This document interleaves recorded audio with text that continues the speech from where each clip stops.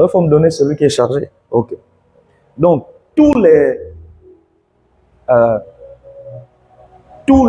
les humains qui naissaient et qui venaient au monde étaient d'office condamnés, punis. On peut se faire comprendre? Punis. Quoi encore? On a dit que condamné veut dire punition, condamné veut dire peine capitale, condamné veut dire quoi encore? Sanction. Donc on n'était pas encore nés, et même nous sommes nés, nous sommes venus au monde, mais déjà on était condamnés par les commandements, les lois que Dieu avait données à Moïse. Parmi ces lois, il y avait tu ne tueras pas, tu voleras pas, tu convoiteras pas. Bon, tout le monde ici, la personne va dire ici qu'il n'a jamais convoité. Bien sûr. Donc, tout en grandissant, on a commis des erreurs, mais qui sont écrites dans la loi et qu'on ne doit pas faire. Donc, sous cette base-là, on était déjà tous condamnables. Maintenant, la Bible nous explique que le sang de Jésus est venu effacer ça. Ça peut aller. Et ça a effacé, mais à quel moment ça rentre en évidence? Donc, à quel moment ça prend des effets positifs sur toi? C'est lorsque tu donnes ta vie à Jésus-Christ. Quand tu deviens enfant de Dieu, ce que vous appelez chrétien, mais moi j'aime bien dire enfant de Dieu.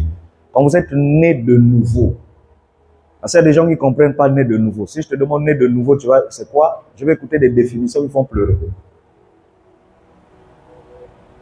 La véritable définition de être né de nouveau, ça veut simplement dire devenir spirituel en Jésus, c'est tout. Donc tu deviens spirituel. Toi, tu notes pas. Toi, tu es spécial, hein? Ça va? D'ailleurs, moi, je te ramène ici pour être enseigné. Et toi, tu connais. Ah! Amen. Regardez. Donc, ça veut dire devenir spirituel en Jésus-Christ. Vous comprenez ça? Donc, vous devenez spirituel. C'est pourquoi Jésus, lorsqu'on lui a posé la question de savoir, Maître, personne ne peut faire les miracles que tu fais s'il ne vient pas de Dieu. Vous allez voir la réponse de Jésus. Jésus a dit ce jour-là, en vérité, je vous le dis, si vous ne naissiez d'eau et d'esprit, vous ne pouvez pas voir le royaume des cieux. Comment toi on te dit, les miracles que tu fais là, nous on croit que c'est Dieu qui est avec toi parce que les miracles là sont extraordinaires. Toi tu réponds aux gens en disant, si vous n'êtes pas né de nouveau, vous ne pouvez pas voir le royaume. Quand il disait voir le royaume des cieux, il n'était pas en train de dire par là, aller au ciel. Quand il disait, vous ne pouvez pas voir le royaume des cieux, il voulait dire par là, vous ne pouvez pas voir le royaume de Dieu se manifester dans votre vie. Maintenant, pour voir le royaume des cieux se manifester, vous devez être né de nouveau. Et dans le texte où il a parlé de la nouvelle naissance, en bas, il dit, ce qui est né de la chair est chair. Ce qui est né de l'esprit est esprit. Donc Jésus était en train de révéler que être né de nouveau, c'est devenir une personne spirituelle, mais par Jésus-Christ. Parce qu'il y a des gens qui sont spirituels par Satan. Vous avez les sorciers, les féticheurs, les pratiquants, les occultistes, les gens qui sont dans des loges, les marabouts, les gens qui sont dans le monde des sirènes. Donc eux, ils sont spirituels par Satan. Mais quand toi, tu deviens enfant de Dieu, tu deviens spirituel par Jésus. Quelqu'un me comprend? Maintenant, je vous explique que c'est lorsque tu te donnes dans cette vie spirituelle en Jésus-Christ, quand tu te donnes là, c'est à ce moment que ce que Jésus a fait à la croix prend maintenant son sens. Tant que tu es païen, il est mort, son sang a été versé, mais chez toi, il n'y a rien. Mais lorsque tu te donnes à lui, ce qu'il a fait a un sens. Je vais t'expliquer ça comment. Regarde. J'ai une savonnette antiseptique. La savonnette antiseptique tue des microbes. C'est ça, non? Maintenant, je prends cette savonnette, je passe à la télé, et puis je dis, tous ceux qui ont des microbes dans le pays, quel que soit le microbe que tu as, La savonnette là, ça tue le microbe. Tous ceux qui vont suivre mon message à la télé vont dire gloire à Dieu. Ils vont même acclamer, ils vont dire ah, Zame Pesbeto, savonnette, il y a bien, il y a l'autre là. La savonnette existe. Mais si tu ne vas pas acheter la savonnette, ça va? Même si elle existe, tes microbes vont continuer à exister en toi. Je me fais comprendre? Explication oblige parce que je vous répète, je m'adresse aussi à d'autres personnes et qui sont plus calées dans les Écritures. Donc si moi je dois suivre que ton niveau, je peux être mal interprété par les gens qui maîtrisent les Écritures. C'est pourquoi à un moment donné, je dois monter un tout petit. Quelqu'un me suit? Donc, tu peux avoir la savonnette. On peut vendre ça ici. Mais si tu ne vas pas acheter, tes microbes vont continuer. 2. Tu peux acheter la savonnette, mais tu ne l'utilises pas. Bon, moi j'ai beaucoup fait des choses comme ça. Tu achètes les médicaments parce que tu es malade, mais tu ne consommes pas. Mais après, tu te plains que je souffre, je suis malade. Et puis on te dit, mais mangan, il y a des médicaments. Mais pourquoi tu ne bois pas? Et puis tu te dis, ah, je n'aime pas les médicaments. Vous comprenez ça? Donc, il y a des gens qui savent que le sang de Jésus a annulé, a effacé. Ils le savent. Il y a même des gens qui confessent. Tu peux te lever et puis tu dis, il existe un médicament qui annule les microbes. Là, tu as confessé. Mais le médicament, là, tu ne l'utilises pas. Si on dit que mangangango, il n'y a qu'une lotion, hein? Il n'y a qu'une pommade. Toi, tu n'utilises pas ça. Mais non, l'enseignement que nous, on vous donne, c'est dans un but de montrer comment on utilise ça. Ah, toi, tu n'es pas normal. Hein? Mais on te montre comment on utilise. Oh, dis amen bien. Quelqu'un comprend? Donc, vous avez toujours appris qu'il y a le sang de Jésus, c'est ça? Vous avez appris qu'il y a l'onction, vous avez appris qu'il y a la dîme, vous avez appris qu'il y a l'offrande. Ça, c'est des informations vraies. Mais non, moi, je viens avec la connaissance que Dieu a donnée pour te montrer, bon, ce que tu sais qui existe là, regarde comment on utilise ça. C'est-à-dire, quand tu utilises ça là, tu peux être sûr les promesses qui sont dans ce secret-là. Dis que vivant. Amen. Maintenant, ça peut aller. On peut démarrer. Acclame le Seigneur. Ah, pas comme ça.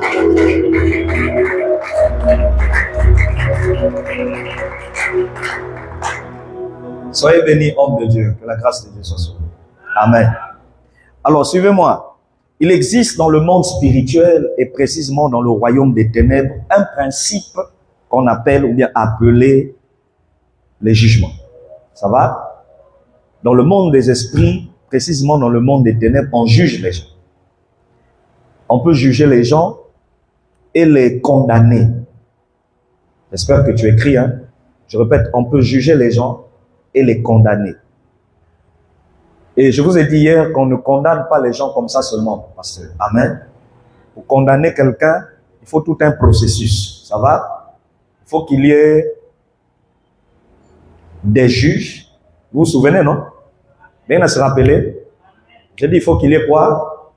Des juges. Il faut qu'il y ait quoi encore? Des documents. Là où on va enregistrer tout ce qu'on a décidé. C'est ça? Contre toi. Il faut qu'il y ait quoi encore? On a même pris un texte, Daniel 5, où on a parlé de balance. Et vous allez remarquer quand vous partez au tribunal, l'un des symboles, l'un des signes de la justice, c'est la balance.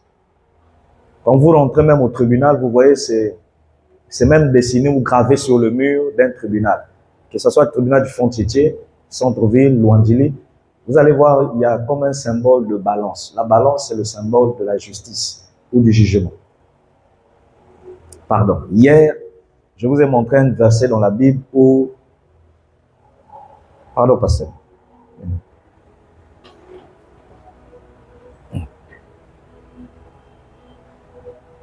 Ouvre-moi ça. Merci. Ça va? Je vous ai montré un verset dans la Bible où, dans Daniel 5, On a parlé d'un roi qui commettait pour lui l'adultère, l'impudicité, désordre sexuel. On y respectait Amen. Et puis il a vu une main qui a apparu. La main l'a écrit compter, compter, peser. Et quand Daniel est venu, il lui a expliqué, il a dit, ah, Bilo Mangé, mais va me compter Bilo Mangé. Amen. On a compté tes jours. On t'a pesé. Et Daniel lui a dit, on t'a pesé dans la balance. Mais la balance là n'était pas sur la terre, la balance là était dans le monde spirituel. On dit, on t'a pesé et tu as été trouvé comment? Léger. Quelqu'un comprend ça? Et donc dans le monde, je vous ai dit hier que Satan n'a rien créé. Satan a seulement copié. Vous me suivez? Il a copié. Il a vu ce qui existe au ciel. Il a ramené tout ce qu'il a vu, tous les principes. Il a ramené ça dans les familles. Il a ramené ça dans les villages. Il a ramené ça dans les villes. Il a ramené ça dans les nations. Et il a ramené ça dans les loges. Vous comprenez ça? Alors lui, il sait que Dieu au ciel gère des situations par un système de jugement. Et dans un jugement, soit tu es juste, soit tu es coupable. C'est ça, non? Soit tu es innocent, soit tu es coupable. Et vous vous rappelez, hier, nous avons lu un verset Daniel 7, là où on dit qu'on avait placé le trône de Dieu. Dieu était assis sur le trône. Vous vous souvenez de ça, ceux qui étaient là hier? Et puis on dit juste à côté de Dieu, il y avait qui? Des juges.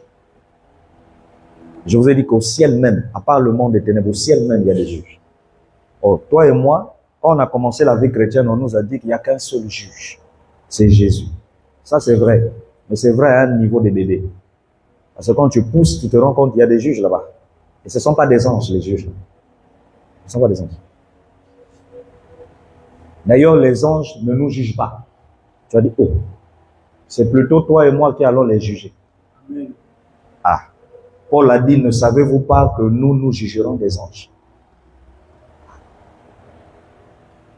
Maintenant, qui sont ces personnes-là qu'on appelle des juges? Mon ami, c'est compliqué. C'est compliqué.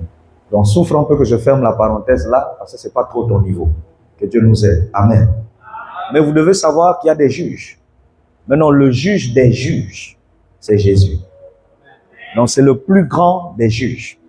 Donc, même quand les petits juges là décident ou condamnent, celui qui valide ce qu'ils ont condamné, c'est Jésus. Donc, si Jésus dit V, V. S'il dit oui, oui. C'est pourquoi vous voyez, même dans le Nouveau Testament, on nous dit que Jésus est au ciel comme notre avocat. Ça, c'est quel ministère d'être un avocat au ciel? Si on te parle d'avocat, c'est qu'au ciel, il y a toujours le même tribunal qui existe. Et pourquoi il est avocat? Il est avocat pour démontrer que les jugements que vous dites sont vrais. Mais moi, j'ai versé mon sang. Et eux, ils méritent une seconde chance. Ça va? Ils méritent le pardon. Donc, jusqu'aujourd'hui, il y a un jugement au ciel. Et il y a ce que la Bible appelle le jugement dernier. Ça, c'est un jugement où on va juger tous les humains, quelles que soient les générations, les âges. Donc, il y a un jugement actuel pendant que tu vis, que tu ne vois pas, mais tu ressens juste les effets, comme ça, positifs ou négatifs. Il y a un jugement après ta mort. La Bible dit dans Hébreu, je pense 9, si je ne me trompe pas, après la mort vient le jugement. Et il y a un jugement au dernier jour, qu'on appelle le jugement dernier.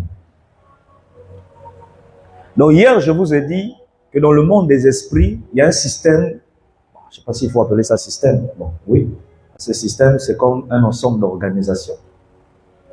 Il y a un système qu'on appelle système de jugement. Et dans ces jugements, on innocente. Donc on peut justifier quelqu'un ou on peut le condamner. Et je vous ai dit condamner veut dire punir. Condamner veut dire encore quoi? Sanctionner. Condamner veut dire donner des peines. Par exemple, on peut te dire 3 ans d'emprisonnement, 10 ans d'emprisonnement, 12 ans. Ça, on appelle ça peine capitale. On peut te dire une peine d'emprisonnement à vie. Maintenant, Satan a vu ça. Vous me suivez? Il a emmené ça où? Dans son monde. Et dans toutes les familles, il y a des juges. Et il y a des juges sorciers. D'ailleurs, la Bible dit, la nature ne vous enseigne-t-elle pas? Lèvons-nous un instant, s'il vous plaît.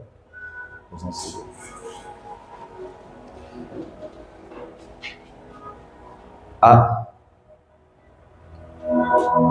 Merci. Que Dieu soit béni pour la présence de ce moment. Que Dieu vous bénisse pour vous mettre. D'ailleurs, la nature même nous enseigne que dans les administrations, les États, il y a des juges. Quand vous allez à Sympathique, quartier Mvumvu, il y a ce qu'on appelle le tribunal des sorciers. Vous allez à Brazzaville, je crois que c'est à Makelekele. À Makelekele, il y a aussi un tribunal des sorciers là-bas. Ça va? Ce qu'ils font là, tribunal des sorciers, ce n'est qu'une reproduction de ce qui se passe au ciel. Vous me suivez? Sauf que eux, ils jugent négativement, anarchiquement. Leur jugement n'est pas, si je t'envoie trop de gros termes, tu seras peur. Je vais utiliser des mots simples. Leur jugement n'est pas souvent juste. Ça va? Des fois, tu n'as rien fait, hein? Mais eux, là-bas, ils te condamnent que tu dois être stérile. Mais toi, tu n'as rien fait pour être stérile. Ça va? Ils te condamnent que tu dois être pauvre. Mais qu'est-ce que tu as fait pour mériter d'être pauvre? Vous êtes trop assis en désordre. Reine, surtout Bravelli, je comprends rien. Monte. Franck, monte. Toi, tu viens à côté de papa. Ah, d'accord. Toi, tu viens d'être Dieu. Ça va? Merci, pasteur. Et donc, dans ces jugements-là, les familles souffrent.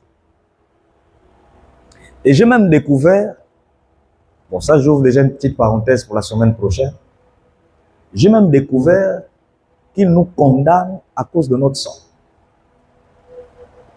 Ils nous condamnent à cause, deuxièmement, des alliances qui ont été établies, scellées avec des ancêtres. Ils nous condamnent à cause des alliances que les sorciers qui vivent actuellement, qui sont présents, vivants dans la famille, sont en train de faire comme alliance.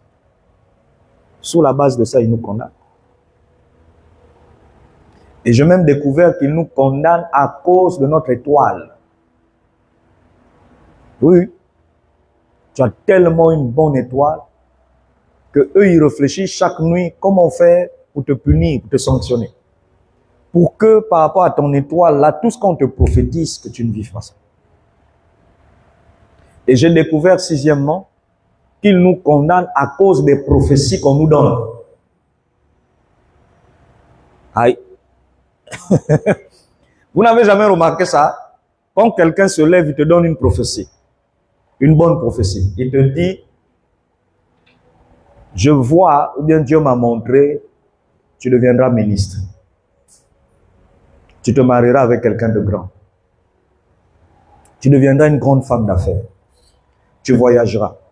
Remarquez, dès qu'on te donne ce genre de prophétie, compare la période où on t'a donné le message et ce que tu vas vivre pendant 10 ans.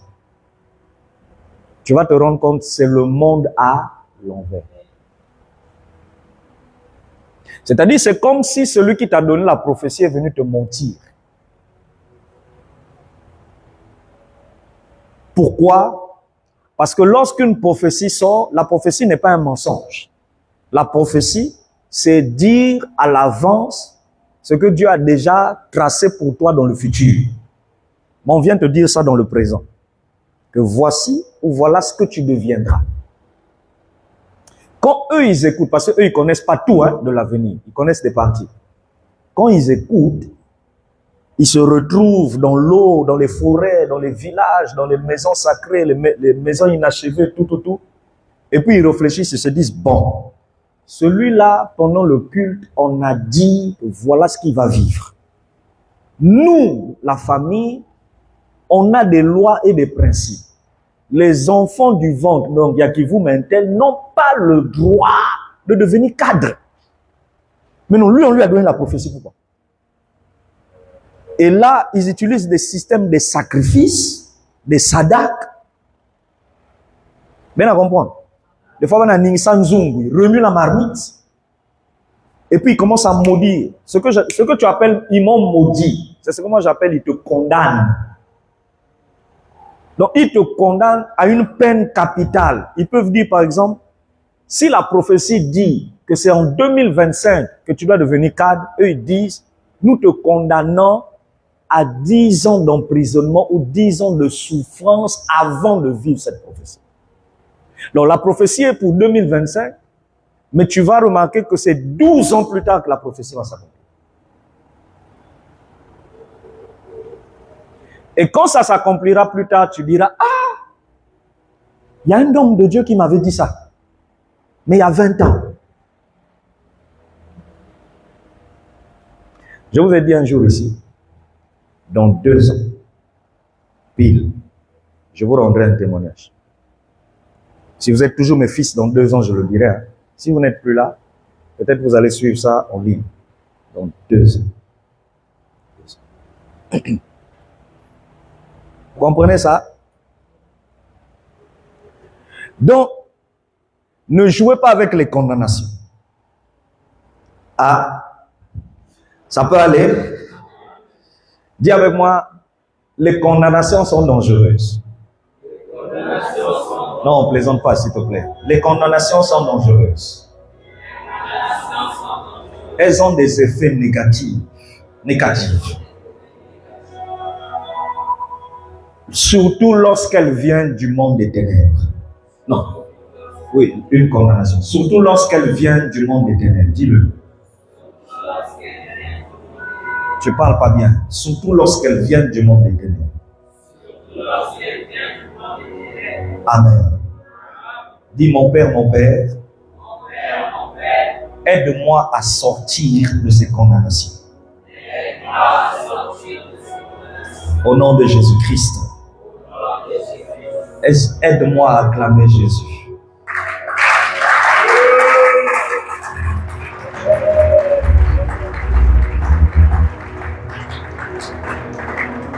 Ça peut aller.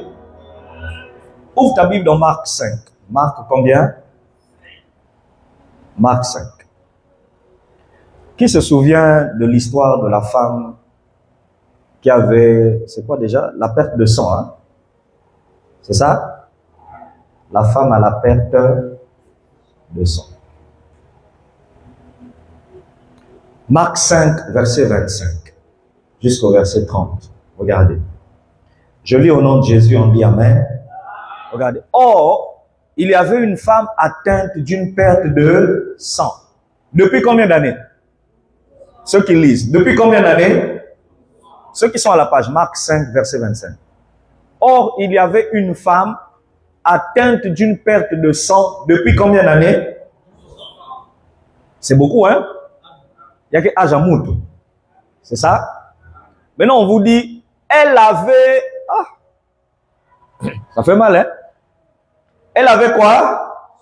Beaucoup souffert. Pasteur, excuse-moi, prends le micro, fais un peu la lecture. Je vais profiter de boire un peu d'eau, là. Je suis un peu grippé, oui? Je vais la parole. Amen.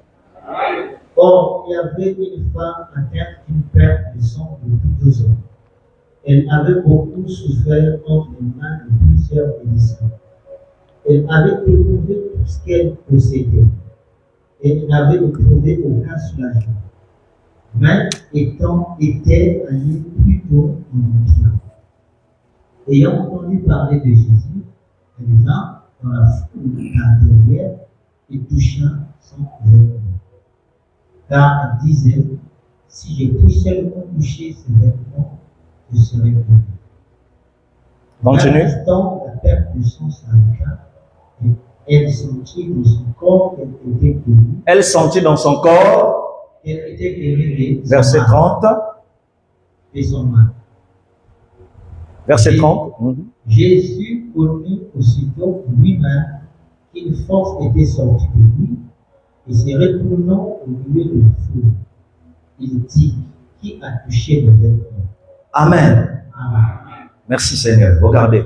Vous voyez ici, cet exemple biblique dans le Nouveau Testament est une preuve palpable de condamnation. Voilà une femme riche qui a des moyens, c'est ça? Mais certainement elle était mariée, mais elle avait un sérieux problème, c'est qu'elle souffrait d'une hémorragie. Il y a l'hémorragie cérébrale, il y a l'hémorragie des menstrues. Ça fait que sortir. 1 an, 2 ans. Il y a même une hémorragie. Je ne sais pas comment on dit ça en médecine. Amniosolidaire. C'est-à-dire le sang sort au niveau de l'anus. Ce que vous appelez hémorroïde. Ça peut aller? Maintenant, il y a un type d'hémorragie bizarre. Le sang coule nulle part, mais tu perds le sang à l'intérieur. C'est pourquoi beaucoup, quand ils vont à l'hôpital, on dit, ah, il perd le sang, il faut l'ajouter, le sang. Et ce type d'hémorragie, ce qui fait perdre ou diminuer le sang, ce sont des fièvres. Donc, quand on fait des excès de fièvre, c'est pourquoi on dit à un enfant qui fait la fièvre, il ne faut pas réfléchir 2 fois, il faut l'emmener à l'hôpital. Parce que 40 degrés, c'est pratiquement, tu as effleuré la mort. Ça peut aller.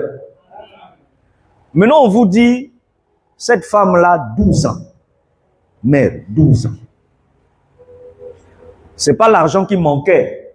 On te dit qu'elle avait son argent. Elle a consulté pratiquement les plus grands médecins de la nation.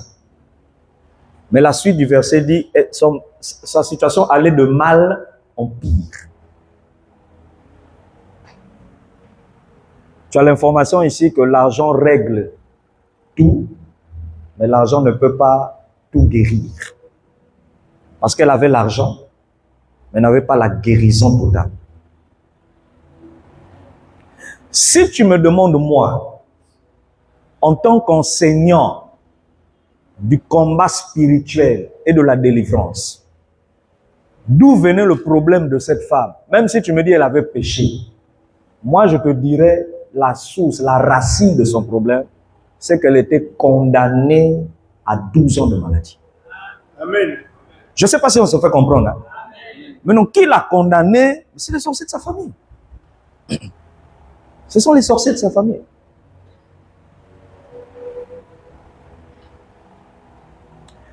Mon fils, moi j'ai prié pour des cas. Maux d'estomac, tout. J'ai prié 5 ans. Le mot d'estomac ne part pas.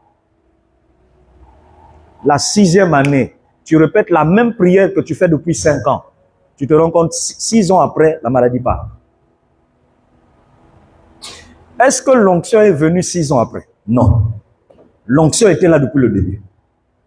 Mais l'onction n'arrivait pas à guérir. Parce que même l'onction a respecté un principe de condamnation. C'est-à-dire que la maladie de l'estomac de cette personne ne pourra partir qu'après 5 ans. Donc tant qu'on n'a pas atteint 5 ans, la maladie ne part pas. Mon gars, déjà, la kacha. Amen. Ah, excusez-moi. J'ai attrapé une petite grippe. Soyez indulgents. Amen. Bon, maintenant, ma grippe là, ce n'est pas une condamnation. Hein. C'est la saison. Ça va? Donc, moi, je crois, pasteur, que dans nos églises, quand je dis église, je ne parle pas du CRC, je parle dans le monde entier, les pasteurs, tous qui suivent là. On n'arrive pas à guérir certains cas, pas parce qu'il n'y a pas l'onction. On n'arrive pas à guérir certains cas parce que nous-mêmes, nous ne comprenons pas le principe de la condamnation de sa maladie, de sa santé. Mais je crois qu'il y a eu un cas comme ça de Mongopougou, non? J'ai entendu le témoignage dimanche. Quelqu'un qui a fait 2 fois l'AVC à Mongopougou. Dimanche, il est venu, j'étais en train d'enseigner sur quoi? J'enseignais sur quoi? Les marmites. Vous vous souvenez? À la fin, je dis, vous allez entendre parler des décès des gens qui étaient responsables de vos problèmes. Vous vous souvenez? Et puis on a fini la prière, je suis rentré à la maison. On m'appelle le soir pour dire, papa, seulement aujourd'hui là, aujourd'hui, l'un des grands sorciers de la famille de ce monsieur est décédé à 14h15. Et il est mort lui-même d'un AVC. Vous savez ce que ça veut dire? Ça veut dire que c'est lui qui avait envoyé l'AVC là sur la personne. Oh, quand on priait, j'ai dit quoi? Retour à l'envoyé. Et puis toi, tu joues avec l'onction comme ça. Une onction qui peut tuer des sorciers. Je ne sais pas si on se fait comprendre. Et la même personne appelle très tard dans la soirée, nous informe dans la soirée qu'il y a une deuxième personne, mais une femme, qui est associée à ce monsieur dans la sorcellerie, qui est aussi décédée. Donc tout ça, ça se passe quand le même dimanche. Mais quand j'ai déposé le micro, je vous ai dit, je libère une saison Yalou Foyabatina. Amen. Donc mon ami, c'est parce que seulement nous on vous aime qu'on supporte vos caprices. Sinon l'onction qu'on a là peut vous faire du mal. J'ouvre une parenthèse. L'onction a 3 explications. La première explication, l'onction, c'est le Saint-Esprit. 1 Jean 2. La Bible dit, l'Esprit, l'onction vous enseigne toutes choses. Donc ce verset veut dire que ici l'onction est définie comme une personne, le Saint-Esprit. Deuxième explication, l'onction c'est une capacité spirituelle. En d'autres termes, c'est une puissance. Troisième explication de l'onction, l'onction c'est la présence des anges.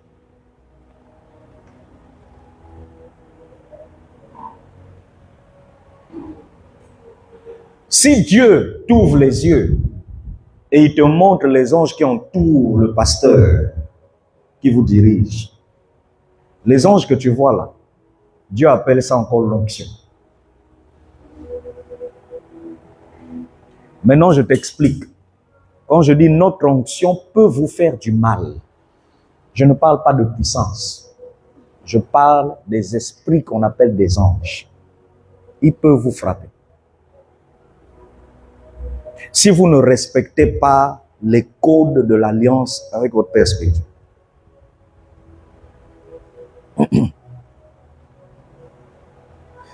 Ça peut aller, mais je prie mon Dieu que ça ne vous arrive pas.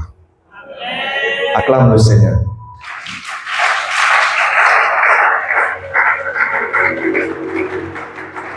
Est-ce que jusque-là c'est bon? Donc voilà une femme, 12 ans de quoi? Maladie. Et quelle maladie? Perte de sang. 12 ans. Ça, c'est ce qu'on appelle condamné à une peine de souffrance hémorragique. Je ne sais pas si ça se dit, hein? Mais une peine, 12 ans, hémorragique. 12 ans.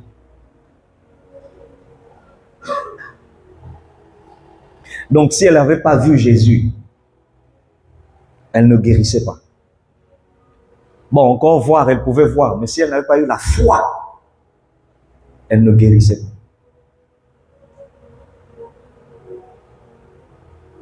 Les condamnations existent.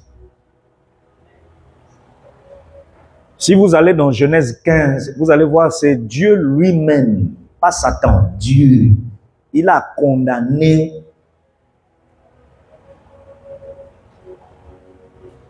un siècle, 2 siècles, 4 siècles. Donc 4 siècles de génération des descendants d'Abraham. Pendant 400 ans. Il fait alliance avec Abraham et dit, Zaba, sache que Babanyangé, Teklangé, Bagéwan esclave n'a pas l'annonce. Maman, les enfants là n'étaient pas encore nés.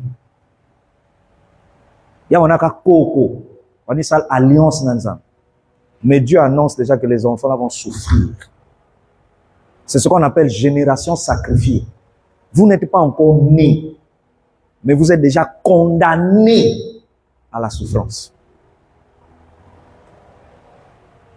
Or, que cet enseignement lève le voile qu'il y a sur toi. Amen. Que tes yeux spirituels s'ouvrent pour comprendre ce que je dis.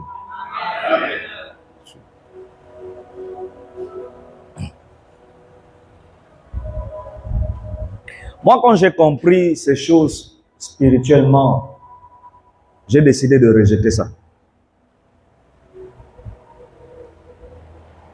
J'ai compris ça. Quand j'ai donné ma vie à Jésus, j'ai fait 2 mois de jeûne et prière. 2 mois. Je mangeais que vers 20h, 21h. 2 mois. Début de ma vie chrétienne. 2 mois. Et pendant les 2 mois, dans mes jeûnes et prières, j'ai demandé pardon pour mes péchés. Papa, j'ai trop commis le désordre. Bon, maintenant je comprends que c'est Dieu qui avait voulu que je fasse ça. C'était pour me donner le dégoût après de ces choses-là. Trouvez ça. Hein? Pas bon ça. Amen. C'était une obsession. J'étais possédé. C'était un démon. Donc, pour me sanctifier, sanctifier veut dire me mettre à part. Il n'y a pas un pasteur qui était venu dire ça de moi. Moi-même, je sentais que j'ai trop péché. Donc, la seule façon d'être pur, il faut continuer le jeûne, continuer le jeûne, continuer le jeûne. Et puis, à l'époque, on ne maîtrisait même pas le jeûne. Mais on jeûnait parce qu'on entendait, faut que jeûner, faut que jeûner. Donc, on jeûnait comme ça. Et on demandait pardon. Seigneur, pardon, j'ai trop péché. La deuxième prière que j'ai beaucoup fait les débuts de ma vie chrétienne, c'était « Je ne veux pas faire des choses selon ma volonté ». C'est pourquoi vous voyez que mon plus grand problème avec vous dans le ministère que Dieu m'a donné là, c'est la volonté de Dieu. C'est ça mon plus grand problème avec vous. Parce que chaque fois que vous décidez quelque chose qui n'est pas de Dieu, quand je ne suis pas d'accord, parce que j'ai déjà consulté le ciel, regardez, automatiquement on devient des adversaires. Adversaire veut dire opposant. Même ton amitié se gâte avec papa. Parce qu'à la base, tout part de volonté. Or, c'est mon alliance avec Dieu depuis le début de ma chrétienté. Mon alliance avec Dieu. C'est-à-dire tout faire sauf sortir de la volonté de Dieu.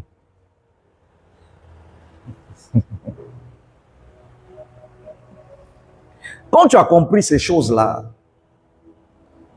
parce que Dieu te libère des condamnations quand tu as compris ça.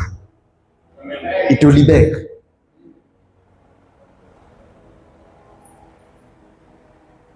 Chez nous, dans notre famille, il y a une condamnation d'échec scolaire. Dès que j'ai donné ma vie à Jésus, je suis le premier à briser ça. Et je suis le premier à avoir des diplômes de haut niveau. La famille, premier. Et j'ai ouvert la porte et tout le monde a commencé à voir ça derrière. Tout le monde.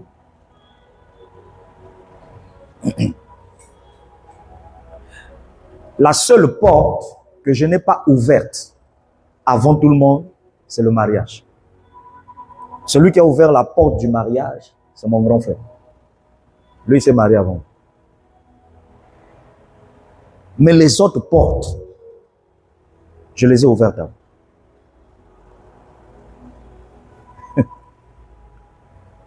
Et j'ai mieux compris ce que me dit souvent maman Jeannette. Elle a l'habitude de me dire, les anadikanda, n'importe quelle famille, nous avons toujours mout un mousse, un ke bendayan, mais ni moutina, ke basisa, ma pagi. Avant, quand elle me disait ça, elle est là, je boudais. Je disais, veux, nous tous. Et puis un jour, l'Esprit de Dieu m'a dit, mais ce qu'elle dit est juste. Ça commence toujours d'abord par une personne. Je te prends, tu sors. Maintenant, grâce à toi, je t'enseigne maintenant comment faire sortir les autres. Après, maintenant, il y a Bassis Bapa.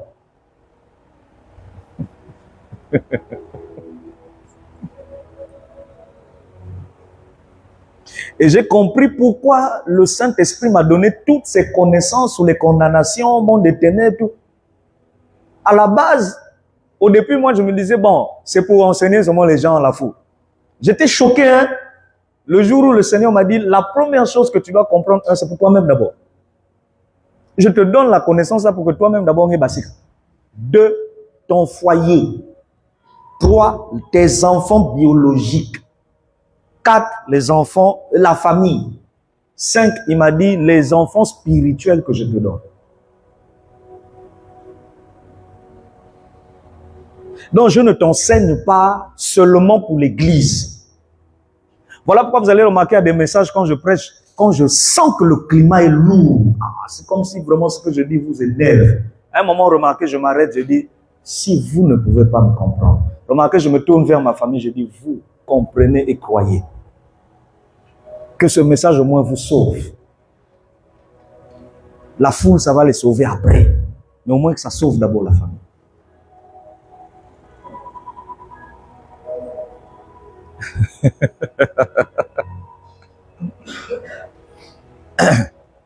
Ça peut aller. Que Dieu nous délivre des condamnations. Ah, tu n'as pas dit amen, tu es trop...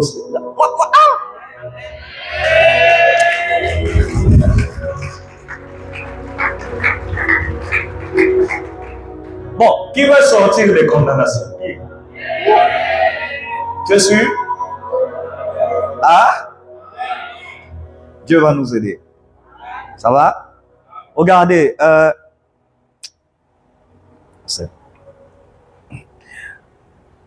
Est-ce que tu sais, ouvrons une parenthèse, les sorciers de vos familles, du quartier, bon, surtout ici, là-bas, ceux qui nous combattent beaucoup, ici, à Timamba.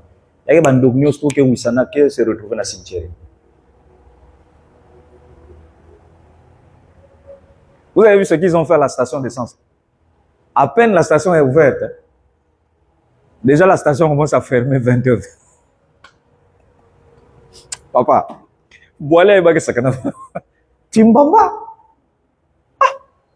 Partir au cimetière, ils ont levé lumière. Je ne sais pas qui se souvient à l'époque, les années 90. La SNE était venue mettre. Ils avaient mis des lampadaires ici, là.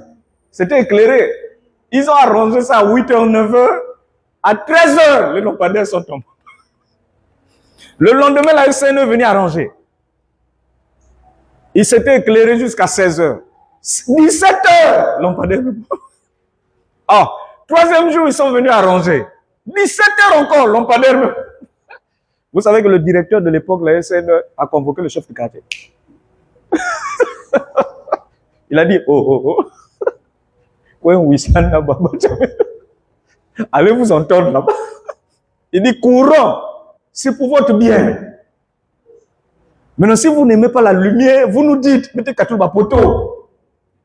Mais à Fotisongo, je ne sais pas qui est au courant de ça. Jusqu'aujourd'hui, à une époque, là, je partais souvent voir Éloise.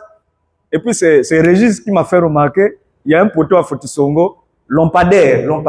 Attends, monter, je vous dis. Un bon matin, les gens se sont tous réveillés et ils ont remarqué que le lampadaire, ça n'éclaire pas le bas, mais ça éclaire où? Éloise, est-ce que ça éclaire le haut. Ça existe, hein? Ça existe. On n'a pas changé. Et je vous informe que les agents de la SNE sont allés plusieurs fois retourner ça. Quand ils reviennent le lendemain, eux-mêmes ils se demandent, mais qui tourne ça?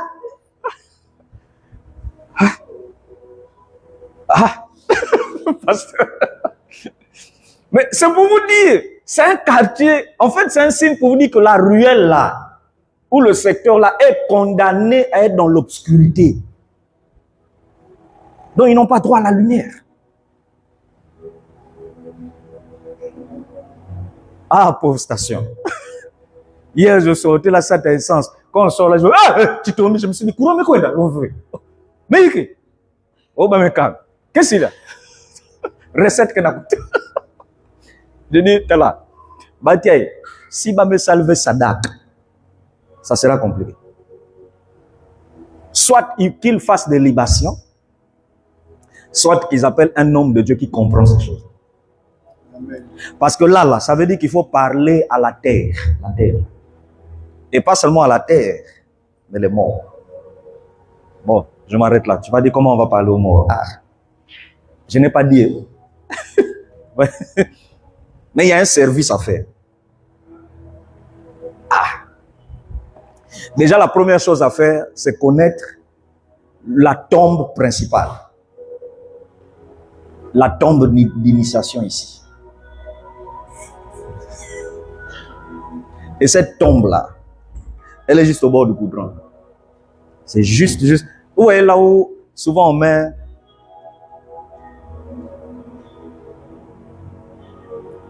Comment on appelle ça? Le portail. Il y a souvent quelqu'un qui vient étaler un portail. Des fois, il n'y a pas longtemps, ils ont même mis, on dit, hangar à Fiat.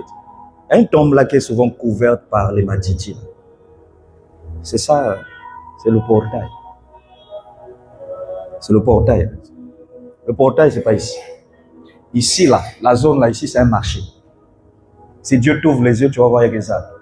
Quand tu pousses là-bas, il y a que des ça, ouais. Maintenant, vous allez mettre station à côté du portail. Est-ce que vous avez demandé la permission? Maintenant, nous, on n'a pas de permission. Nous, on doit donner un ordre. Amen. Bon, s'ils viennent nous consulter, hein, avec offrande. Ah, enfin, il y a que vient, tu vas les risquer là-bas et puis offrande que veut.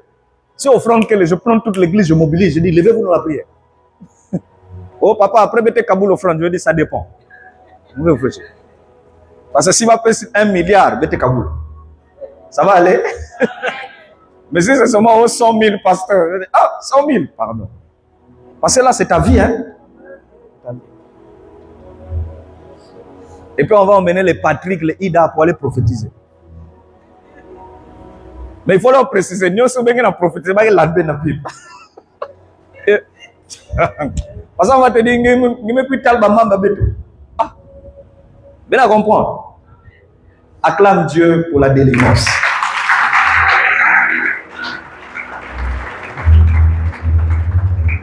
Ça peut aller, pasteur.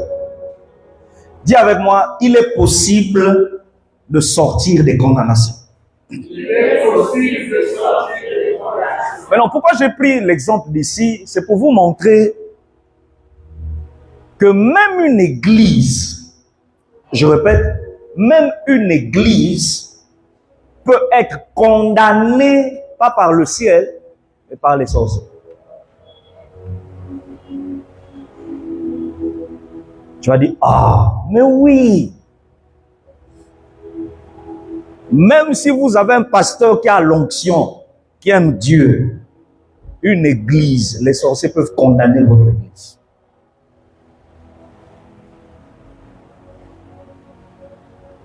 Mon ami, il faut venir t'asseoir. On a besoin de toi. Ah, tu n'as pas le portable. Ah, d'accord. Ça va? Amen. Ouvrez votre Bible, Ézéchiel 8. Parce que tu peux nous lire Ézéchiel 8, versets 1 à 5. Moi, tu vas nous aider, hein? Ézéchiel chapitre 8, verset 1 à 5.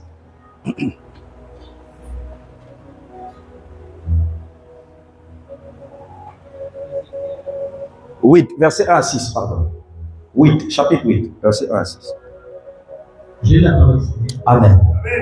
La 6e année, le 5e jour. Bon, là, tu es obligé de baisser un peu le son parce qu'on ne t'entend pas bien. Oui. La 6e année, le 5e jour du 6e mois, quand j'étais assis dans ma maison et que les anciens de Juda étaient assis devant eux, la main du Seigneur de l'Éternel tomba sur eux. Je regardais, et voici, c'était une figure ayant l'aspect d'un homme. Depuis ses reins en bas, c'était du feu. Et depuis ses reins en haut, c'était quelque chose d'éclatant, comme de l'air poli. Il étendit une forme de main et me saisit par les cheveux de la tête. L'esprit m'enleva entre la terre et le ciel et me transporta dans les visions divines à Jérusalem, à l'entrée de la porte intérieure, du côté du septentrion, où était l'idole de la jalousie. Est-ce qu'on peut dire où était l'idole de la jalousie? Dis-le. Où était l'idole de la jalousie? La suite dit quoi? Qui excite la jalousie de l'Éternel. Dis avec moi, qui excite la jalousie de l'Éternel? Qui excite la jalousie de l'Éternel. Oui, continue, pasteur. Et voici la gloire du Dieu d'Israël était là, telle que je l'avais vue en vision dans la vallée. Il me dit, fils de l'homme, lève les yeux du côté du septentrion. Je levai les yeux du côté du septentrion. Et voici cette idole de la jalousie était au septentrion de la porte de l'autel à l'île. Verset 6. Et il me dit, fils de l'homme, vois-tu ce qu'ils font, les grandes abominations, et commet ici la maison d'Israël, pour que je m'éloigne de mon sanctuaire. Pour que je m'éloigne de quoi? De mon sanctuaire. Remonte maintenant, pardon, c'est bon, on a eu le texte, on va lire ça. Remonte au verset 5. Remonte au verset 5. Regardez, suivez. Remonte d'abord au verset 4. Au verset 4. Regardez. Dieu prend Ézéchiel. Vous me suivez? Il dit à Ézéchiel, viens. Et puis il le prend comme un voyage astral. Voyage astral, attention. Quand tu entends un pasteur qui dit que je sors de mon corps comme je veux, je sors, je vais comme je veux, c'est un sorcier. Vous avez compris ça? Faut pas réfléchir, c'est un sorcier. Le voyage astral chez un homme de Dieu ou un chrétien, ça ne se passe pas selon ta volonté. Ça se passe selon la volonté de Dieu. Et d'ailleurs, même toi-même, tu ne peux pas savoir. Il y a même d'autres personnes qui ont l'impression qu'ils rêvaient. C'est après que Dieu lui dit, tu ne rêvais pas. C'est la réalité, j'avais pris ton esprit.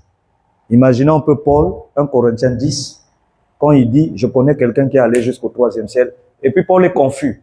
Il dit, je ne sais pas si c'était dans son corps. Je ne sais pas si c'est hors de son corps. Tu comprends? Quand ça vient de Dieu, toi-même, tu as du mal à distinguer. Tu as l'impression que c'est un rêve, c'est la réalité. Mais quand quelqu'un te dit, non, non, non, quand je veux, je sors. Il est sorcier. Si tu es dans une église comme ça, sors vite. Amen. C'est un sorcier. Vous comprenez ça? Amen. Maintenant, dans le cas d'Ézéchiel, il dormait. Mais c'est le Saint-Esprit qui est venu prendre son esprit. Excusez-moi, hein? Le Saint-Esprit et les anges ont une drôle de manière de prendre l'esprit des gens pour leur faire voir les choses. Hein? C'est comme une dictature. Ça ne se passe pas avec douceur. Hein? Allez bien lire les livres d'Ézéchiel. Vous allez voir, on vous dit des fois, l'ange lui tira par les cheveux. Donc tu imagines, tu es en train de dormir, on tire par tes cheveux, boum, et puis ton esprit est sorti. Le corps est resté. Il y a même des textes dans Ézéchiel où on dit, l'ange vint et il me tapa à l'épaule. Donc il te tape fort. Quand tu te réveilles, Yiki, donc si tu penses que les anges réveillent les gens avec trop de douceur, c'est que tu n'as jamais vécu l'expérience. Amen. C'est un débutant. Et regardez, le Saint-Esprit prend Ézéchiel, c'est ça, non? Il emmène son esprit où? Au temple. Dans l'église, au temple. Le temple de Jérusalem. Et lorsqu'il l'emmène là-bas, première chose que Ézéchiel remarque, avant d'entrer dans le temple, il remarque que dehors, il y a une statue. Ce que vous ne savez pas, c'est que dans la réalité, physiquement, la statue là n'existe pas. Est-ce que vous comprenez ça? Donc c'est comme si on vous dit, quand vous rentrez ici, il n'y a pas de poubelle. Maintenant, un jour, tu dors, Dieu t'ouvre les yeux, il te montre la vision, tu vois que dans la rue, il y a la paca poubelle. Quand tu te réveilles, tu dis, mais c'est pas possible. Et c'est ce que Ézéchiel a vu. Quand il vient, il voit qu'il y a une statue, mais que physiquement, les humains ne voient pas. Et regardez, Dieu lui explique. Il dit, la statue que tu vois là, il n'y a qu'un hôtel là-bas où il y a Bandoki à Pipa. C'est un hôtel satanique. Et il dit, cette statue a pour mission de me pousser, moi, Dieu, à être jaloux. Il y a Beno, Baba Nemo. Dieu, pas pasteur, Dieu. Donc, toi et moi, nous ignorons qu'est-ce que le monde des ténèbres a mis devant nos églises. Que ce soit Mongopoko, Vindulu, hein, nous ignorons. Est-ce que vous savez qu'à Chimbamba, ici, il y a une grosse marmite qui se balade toutes les nuits?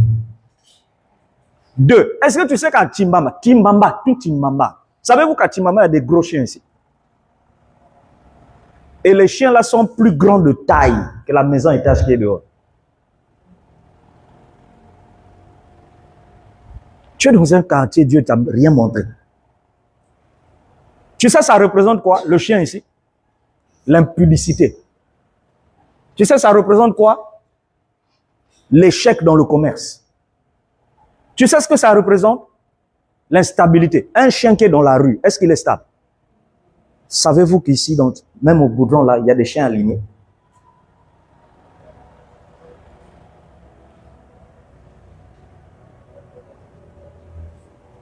Donc, Ézéchiel voit, homme de Dieu, physiquement, il n'a jamais vu ça. Mais spirituellement, il voit. Et Dieu l'explique. Qui signe Natalawa, ce fétiche que tu vois? Il dit, c'est pour me pousser, moi, à vous dégoûter de lui. C'est-à-dire, vous venez vous prier, mais je vous dégoûte. Mon ami, des fois, toi et moi, on ne comprend pas pourquoi on fait des prières. C'est comme si on dit, Dieu ne veut pas nous écouter. Vous allez continuer à croire que c'est le péché des gens. Mais vous ne savez pas qu'on a mis des choses ici.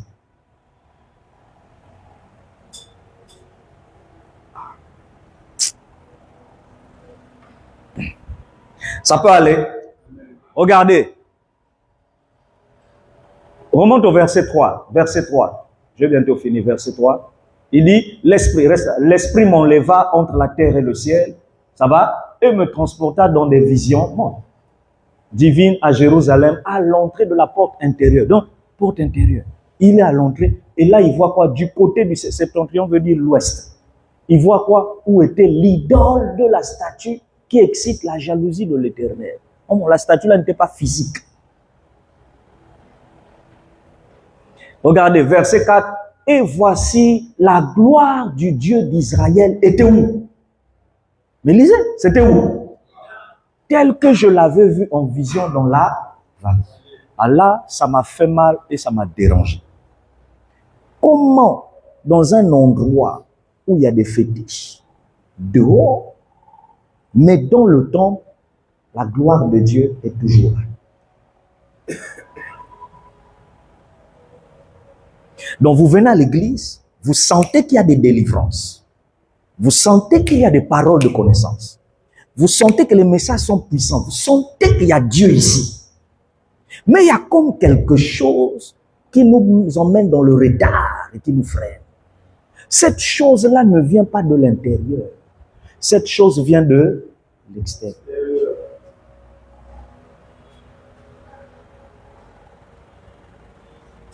Et regardez, la gloire est là, hein? Mais il y a quelque chose qui pousse Dieu à ne pas nous écouter.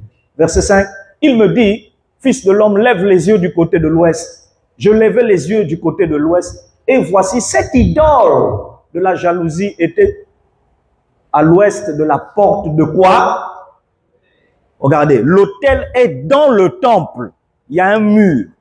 Mais ils ont mis le fétiche à l'extérieur, mais du côté pile, là où l'estrade s'arrête. Maintenant, remarquez physiquement ici, les gens qui ont l'habitude de se soulager, pisser devant le mur de l'église, ne pissent pas ici. Remarquez que tous ont l'habitude de pisser où? Là. À partir d'ici. Parce qu'à partir de là, dehors, il y a l'obscurité. Et ils pissent de là jusqu'à l'angle.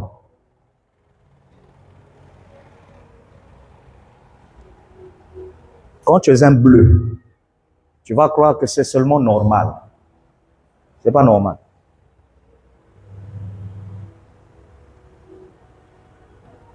Il n'y a rien pour rien dans le monde des esprits.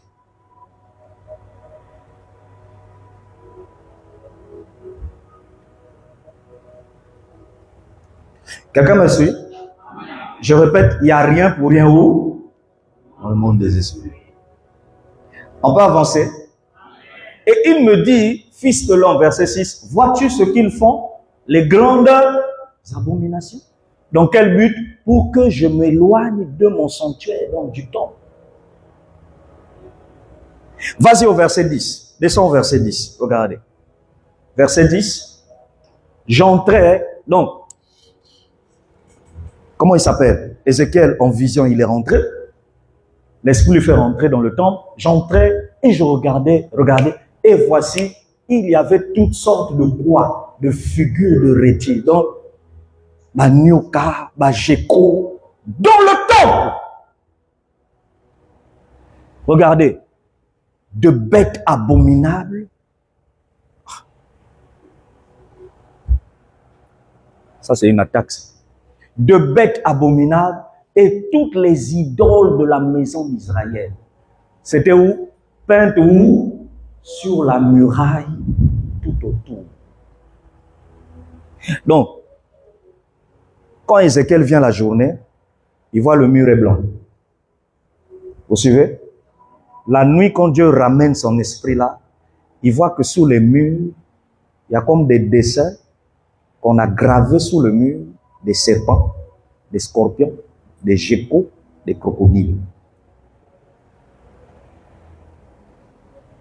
L'Esprit de Dieu m'a dit, voilà pourquoi, en réalité, normalement, toutes les églises qui existent au monde devaient toujours mettre sous les murs des écrits bibliques.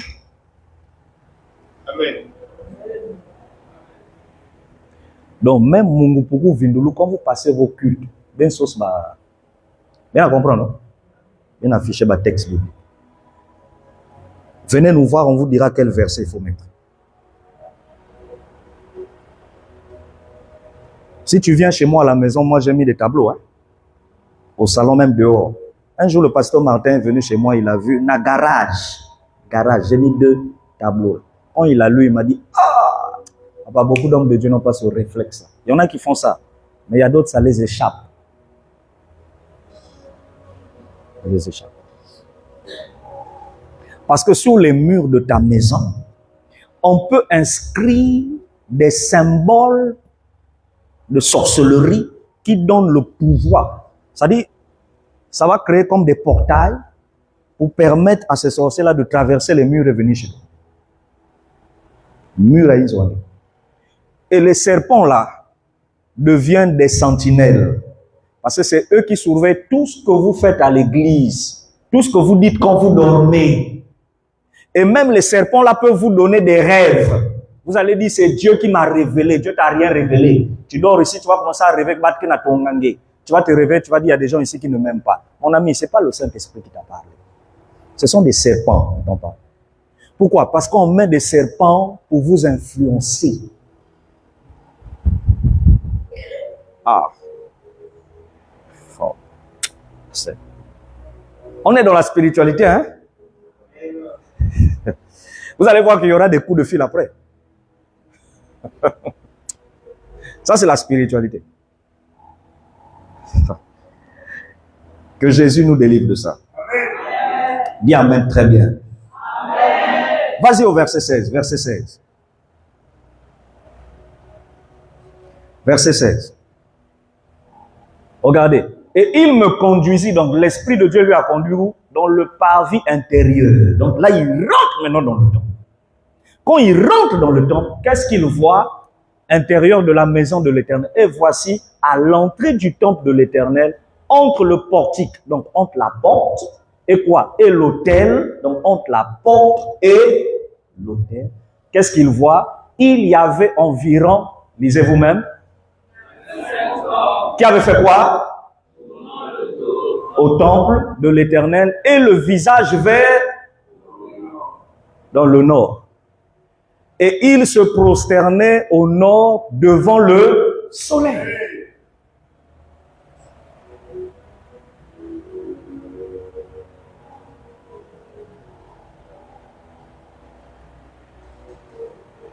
Bien. Toi, au moins, tu n'es pas souvent gêné. Si je prends d'autres personnes, ils vont passer de toi. Tu as compris? Ça, c'est le temple. Ah? Lui, il rentre. Le Saint-Esprit lui fait rentrer. Il voit 25 personnes. Qui se rappelle, je vous ai dit quoi sur 25? C'est le chiffre de quoi? La gouvernance. Donc quand les sorciers veulent gouverner, dominer un territoire, un ministère, une église, ils se mettent au nombre de 25. Maintenant, lui, il voit 25 sorciers dans le temple. Attends. Oh, na Ekodi, mais qui vous a dit? À Ekodi, ils sont 5 là. 5 sorciers bien élevés. Ça dit, ils voyagent la nuit. Hein?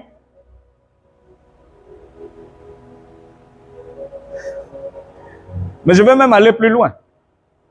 Chez les responsables, il y en avait 2. L'un est mort. L'autre a quitté l'église. Mais si je dis qui, c'est vous qui allez me salir dehors. Donc je me tais. Regardez. Et qu'est-ce qu'il voit? Il voit quoi? 25 personnes. Donc la journée, c'est des gens qui étaient dans les départements. Et ça, vous comprenez? Amen. Mais la nuit, ils avaient un travail dans le temple. Mais à la chorale, il y en avait 3. 2 sont partis, une est restée. À la chorale. Donc, leur activité, quels que soient les départements, la nuit, ils se retrouvent tous. Vous, vous dormez au temple, mais vous ne savez pas qu'il y a des rituels.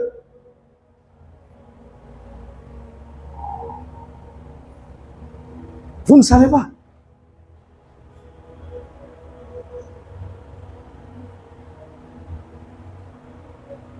Maintenant, qu'est-ce qui se passe?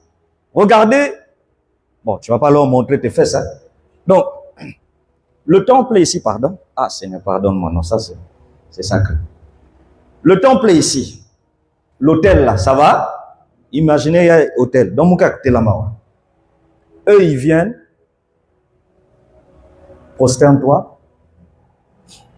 Ils adorent dans le sens. Bien à comprendre? Donc, quelqu'un à genoux ici, au lieu de se mettre à genoux vers l'autel, vous comprenez? Mais il se met à genoux, il regarde là, et puis comment vous appelez ça? D'ennemis. Vous avez compris ça, non? Un peu son attaque, naïki. Et, il adore un esprit qui est dans le sommeil. Ça a quel rapport avec le message quand j'ai dit les condamnations? C'est un rituel pour condamner votre église à la distraction.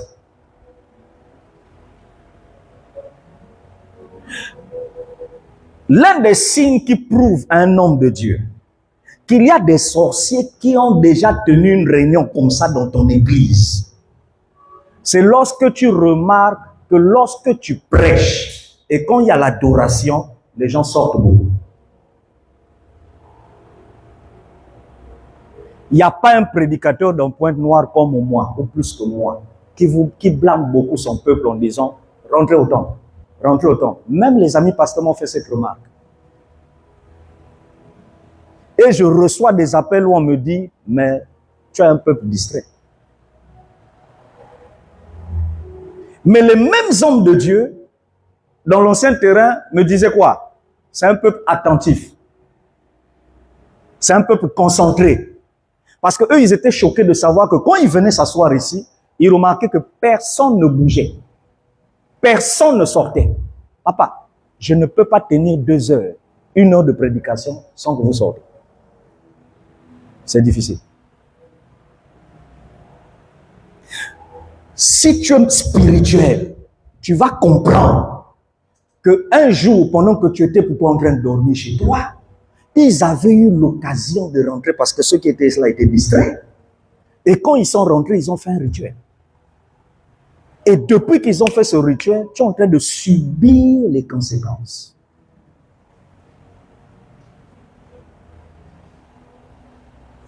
Mais regardez, montrer le derrière à l'autel, ça veut dire quoi? Désintéressement. Donc on prêche, ton esprit n'est pas intéressé. Ton esprit est intéressé à quoi? Le coup de fil. Ton esprit est intéressé à quoi? L'heure. Ton esprit est intéressé à quoi? La santé. Sataku nena. Ton esprit est intéressé à quoi? Sataku suba. Ton esprit est intéressé à quoi? Sataku nwamaza.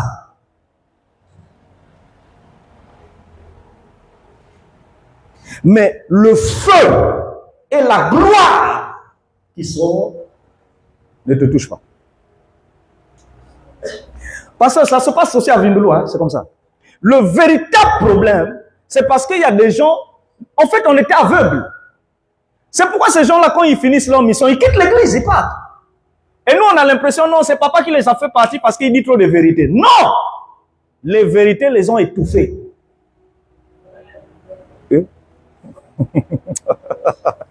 Ça les a étouffés.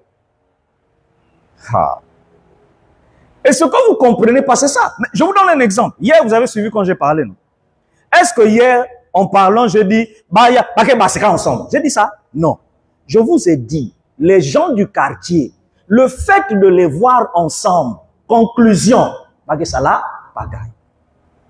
Et moi, je suis venu vous dire, vous voyez, quand nous, on disait à ces gens-là, évitez ces histoires de 23 heures, vous êtes là dehors, dans la rue. Mon ami, une femme mariée, quand tu es frère en Christ, tu ne peux pas traîner avec elle 22 heures, 23 heures.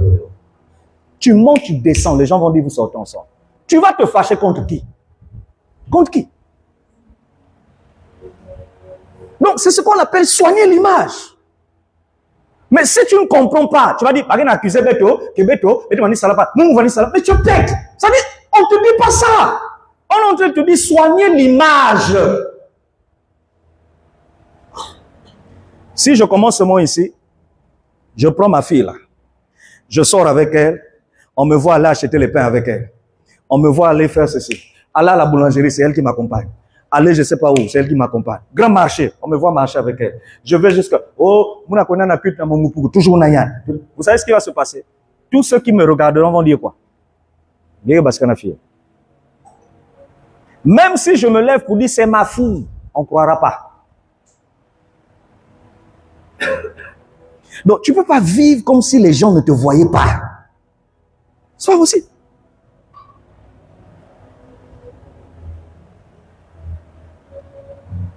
C'est ce qu'on appelle le désintéressement.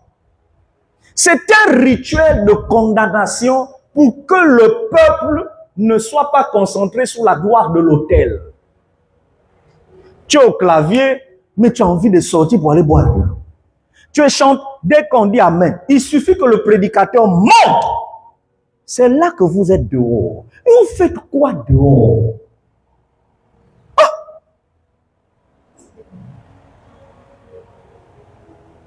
Même les femmes enceintes, là, je vous vois souvent, j'étouffe, la chaleur, ça descend jusqu'en bas. Mais comment? Mais je vois des femmes enceintes qui s'asseyent. Elle est là du début à la fin. Oh, les grossesses ne se ressemblent pas. Mais vous n'avez jamais su que l'onction de Dieu peut étouffer tout ça. C'est parce qu'il n'y a pas de concentration. L'esprit n'est pas dedans. Et vous ne savez pas qu'il y a un rituel de condamnation à la distraction. Donc vous êtes condamné à ça.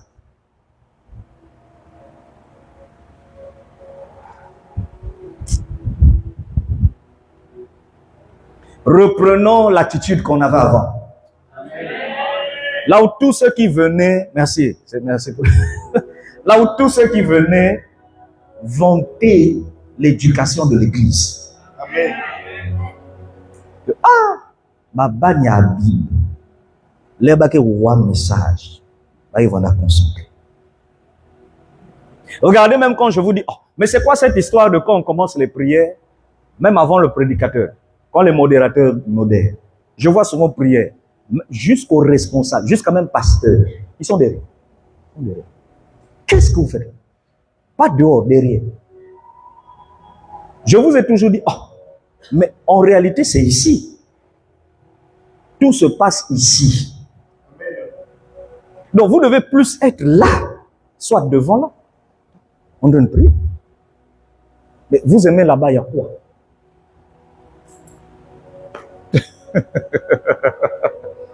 Et c'est triste, hein? C'est triste.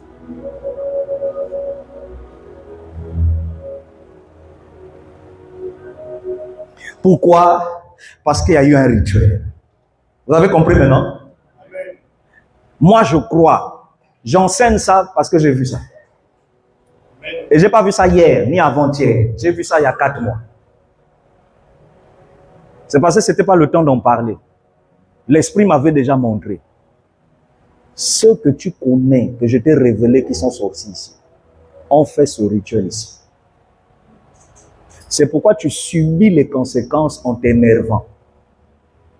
Et quand tu t'énerves, tu sors de la connexion. Aïe. J'ai dit au Seigneur, mais qu'est-ce que je dois faire? Il m'a dit, la première des choses, je te donnerai le signal quand est-ce que tu vas parler de ça. La deuxième chose, le jour où tu en parleras, tu dois faire toi-même un rituel en Christ. Amen. Mets un sang, pasteur. Prends l'huile d'onction.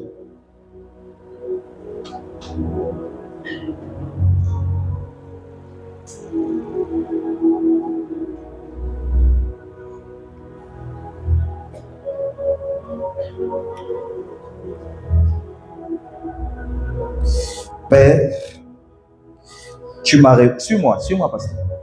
Reste derrière moi. Tu m'as révélé que ce service d'incantation s'est fait entre la porte et l'autel. Je viens sanctifier ce lieu. Amen. Et j'annule ce rituel. Amen. Que ce rituel perde sa force et son énergie. Amen. Vous savez le signe que l'herbe salaya au Yavandawa, c'est la saleté de la porte. Regardez ici, c'est la saleté. Le deuxième signe, c'est quand il pleut, ça sointe. Mon ami, soyez spirituel. Ce que je te dis, je ne devine pas. Je te dis ce que j'ai compris depuis. Amen. On avait maudit nos sièges. C'est pourquoi un jour on m'a dit, il y a quelqu'un qui, quand il prie, souvent il s'assoit à ma place. J'ai dit, il faut lui dire d'arrêter ça. Je n'ai pas donné de permission. Personne ne peut s'asseoir là sans moi. Personne.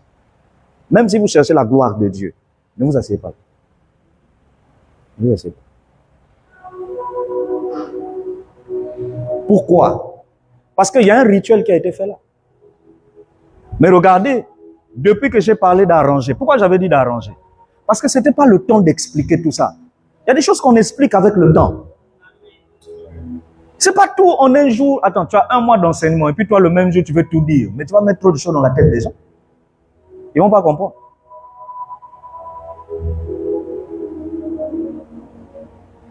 Le rituel a été fait là.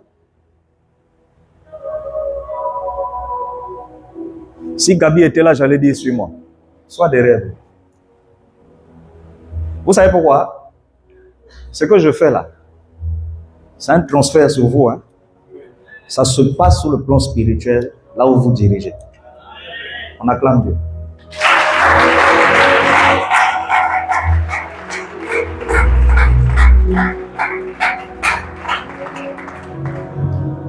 Que la gloire de Dieu revienne.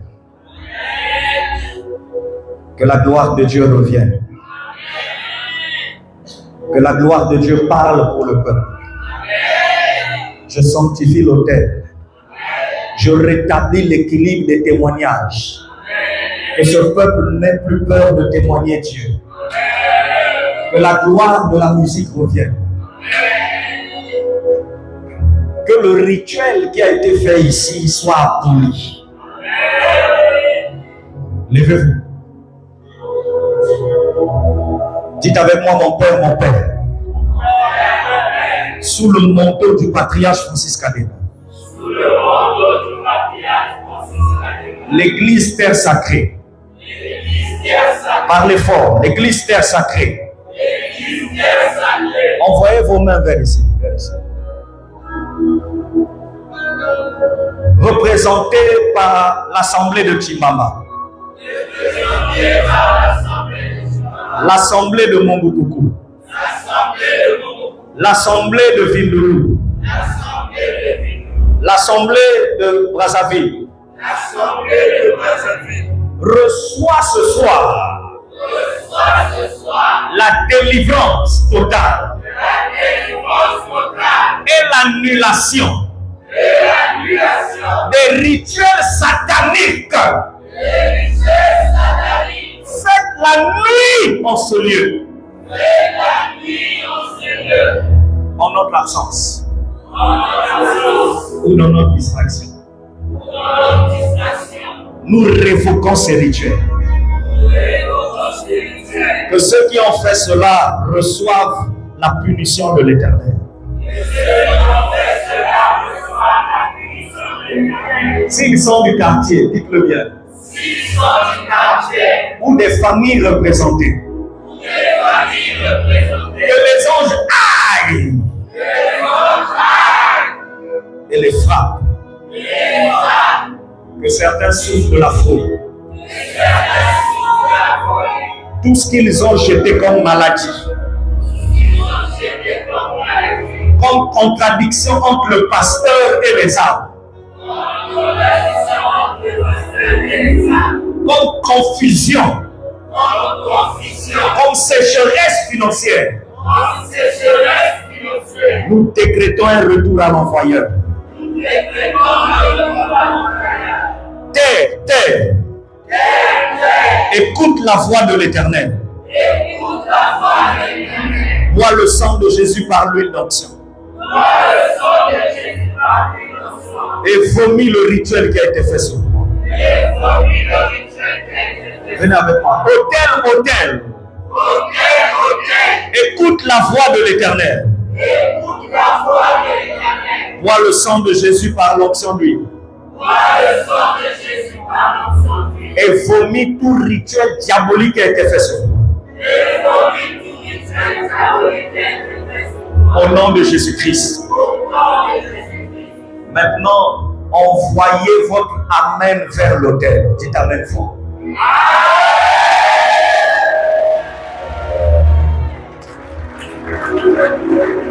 Acclame bien le Seigneur, acclame bien Jésus.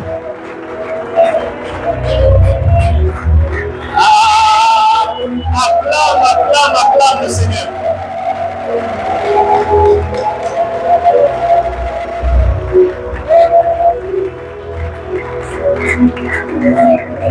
Amen. Qui a été béni? Qui a été béni? On a rétabli la gloire du ministère. On a rétabli la gloire du ministère.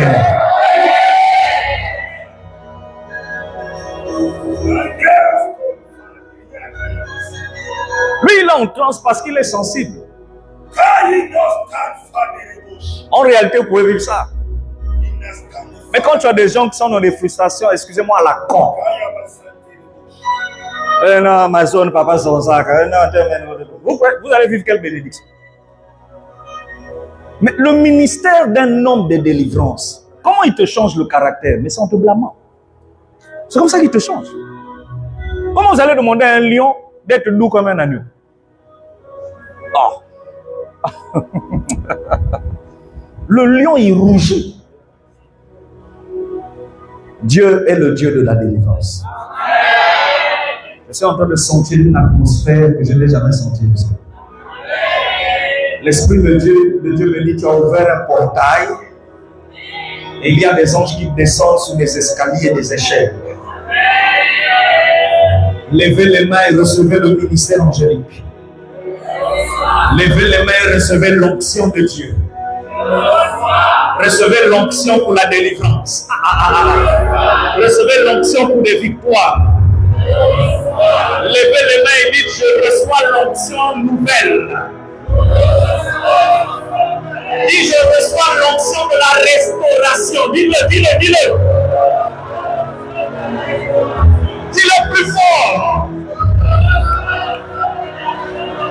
Dis-le 3 fois. 1, 2, 3, 4, 5. Dieu est en train de réparer les relations. Il est en train de réparer le contact. Il est en train de réparer la gloire. Il il répare ta vie de prière.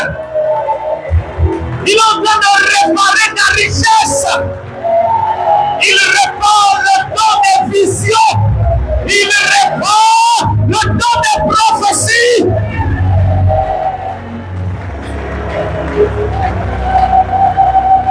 J'entends dans mon esprit. J'entends dans mon esprit. Je suis en train de réparer le don de guérison dans l'église. Ils n'ont pas dit Amen au Seigneur. Est-ce que vous savez que quand vous dites Amen, ce n'est pas pour l'orateur? Quand vous dites Amen, Amen qu'on dit dans la foule, c'est pour envoyer ça sur le terre.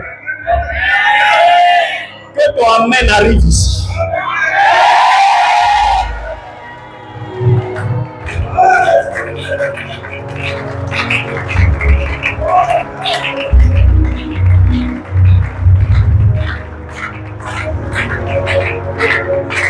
Amen.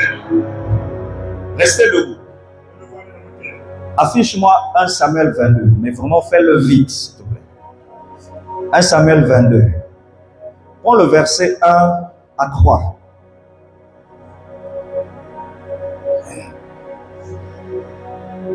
Levez les deux mains.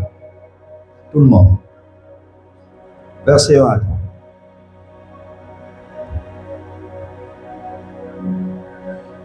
Écoutez-moi. David partit de là et se sauva dans la caverne d'Adullam. Ses frères et toute la maison de son père la prirent. Et il, lisez la suite, qui est descendu vers lui.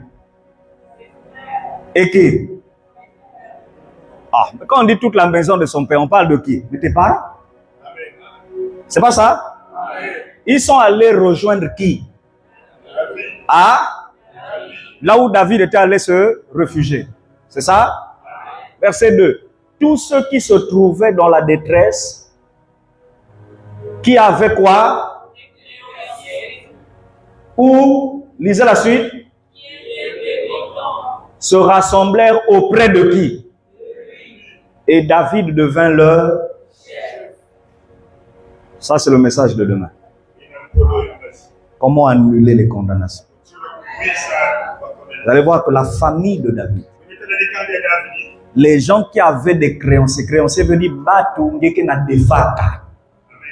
vous comprenez ça? Les gens que tu dois. On te dit les gens qui étaient dans la détresse. Et on dit les gens qui étaient mécontents dans la vie. Vous qui n'êtes pas toujours contents de ce que vous vivez. Regarde l'un des secrets pour sortir de cette condamnation. Sois collé à ton Père spirituel. C'est ce qu'on appelle la couverture spirituelle. Dans vos histoires de je ne peux pas venir à la maison. Je ne peux pas dire bonjour à maman ou à papa à la fin. Je ne peux pas appeler pour expliquer que j'ai une situation. Vous allez continuer à avoir des gens qui vont vous poursuivre pour des dettes. Mais quand tu comprends que je dois... Il y a même des gens, normalement, si tu es inspiré, tu vas même passer une nuit de prière sur ton Père spirituel. Il y a des gens, tu viens chez lui, tu balayes, tu nettoies toute la maison. Comme une manière de se mettre en connexion avec son onction. Et regardez, la Bible dit tout ce monde-là venait vers lui. Et tout le monde est venu se cacher là où il était. Maintenant, on met le verset 22 et le verset 23. Regardez. Vous me suivez? Verset 22. Regardez. David dit à Abiathar, j'ai bien pensé ce jour même que Doeg, l'Édomite, se trouvant là, ne manquerait pas d'informer le roi Saül. C'est moi qui suis la cause de la mort de toutes les personnes de la maison de ton père. Donc il y a des combats que tu vis. C'est à cause des enseignements que je te donne. Il y a des combats que tu vis. C'est à cause de mon onction. David dit c'est à cause de moi. Que tu vis double combat. Maintenant regardez la suite. Il dit verset 23. Reste avec eux. Lisez vous-même. Reste avec Et continuez la suite. Celui qui cherche ma vie. Cherche aussi. Maintenant, lisez la suite. Près de moi, tu seras comment? Près de moi, tu seras comment? Plus tu es à côté de moi, tu seras comment? Plus tu es connecté à moi, tu seras comment?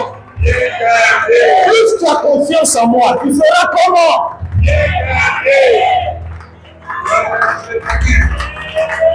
Quand tu vas acclamer, tu acclames bien.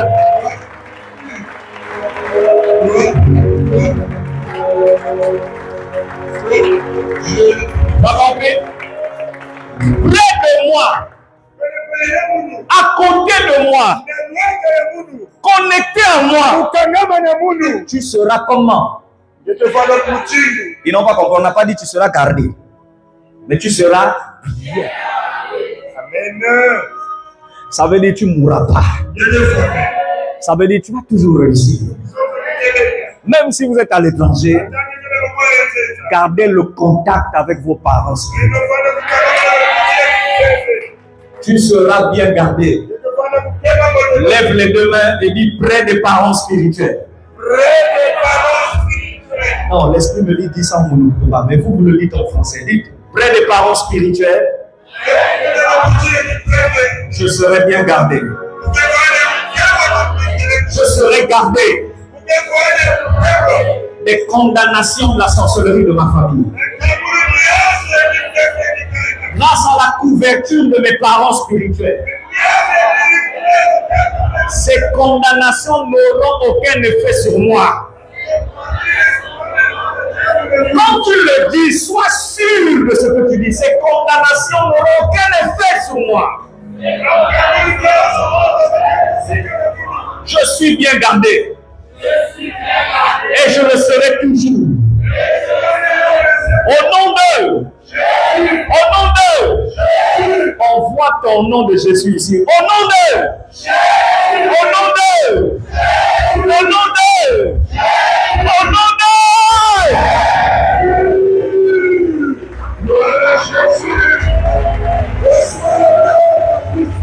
Tu seras bien gardé par mon onction. Tu seras bien gardé par les anges qui veillent sur moi et ma maison. Tu seras gardé dans tes choix tu seras gardé. Et tu ne commettras pas d'erreur. Maman, c'est fort, hein? Ah? Reine, viens devant. Ce que j'enseigne là, beaucoup de ministères ne connaissent pas ça. Tous ceux qui vont te parler de comment annuler les condamnations vont te parler du sang de Jésus. Et là, c'est un autre message. Hein? Parce que demain, je vais vous montrer que l'argent que vous venez donner comme dîme et offrande, dans le monde spirituel, Dieu ne voit pas votre argent. Dans le monde spirituel et dans le tribunal de Dieu, Dieu voit son sang qui monte.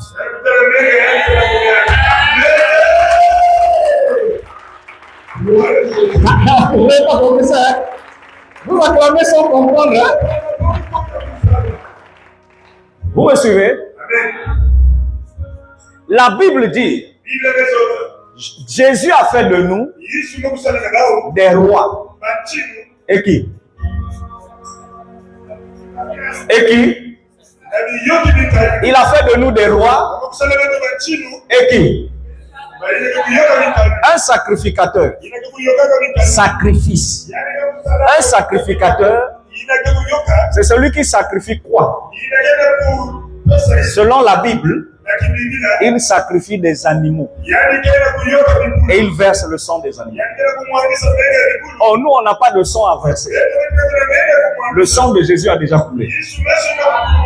Maintenant, pourquoi nous sommes des sacrificateurs? Qu'est-ce qu'on doit sacrifier tous les jours? Le plus grand sacrifice, c'est le sang. C'est pourquoi on dit sans que le sang coule, il n'y a pas pardon. On n'a pas dit Abîme les sacrificateurs. On a dit toi et moi, nous sommes des sacrificateurs.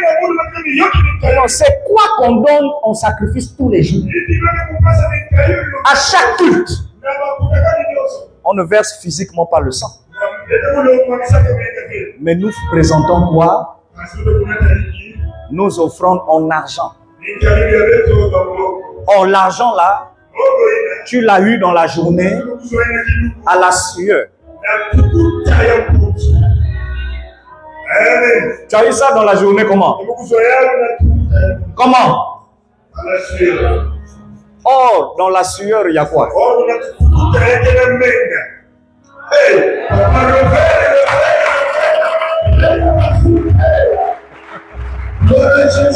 Est-ce que quelqu'un comprend? Donc, l'argent que tu as eu difficilement, par des jeûnes et des prières, quand tu viens donner sur l'autel, Dieu ne voit pas des pièces ou des billets. Il voit ton sang qui est connecté à son sang et qui monte devant son trône. Gloire à Jésus.